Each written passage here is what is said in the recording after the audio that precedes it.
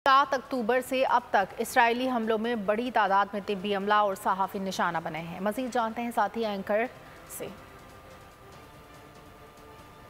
गजा पर इसराइल के 37 रोज से हमले जारी हैं। शहीद फलस्तीनियों की तादाद 11,100 हो गई है, जिनमें से 8,000 खवातीन और बच्चे शामिल हैं। वहीं इमदादी कारकुन, डॉक्टर्स और सहाफ़ियों की जिंदगियां भी छीन ली गई हैं। गजा में सेहत हुकाम के मुताबिक इस्राएली बमबारी में अब तक 192 तिबी अमला जान से जा चुका है। 16 डॉक्टर ड्यूटी के दौरान शहीद हो गए हैं। अक़वाम मुत्तहिदा ने 101 रजाकारों के मारे जाने की तस्दीक की है, जो तारीख में किसी भी तनाज़े में मारे जाने वाले इमदादी कारकुनों की सबसे बड़ी तादाद है। 18 फ़लस्तीनी रजाकार इस्राएली सफ़ाकियत की भिंड चढ़ गए और अब तक 44 फ़लस्तीनी सहाफ़ी भी अपने फ़राइज़ की अदायगी के दौरान जानें गंवा चुके हैं। सब्सक्राइब करें और बेल दबाएं ताकि कोई खबर रह न जाए।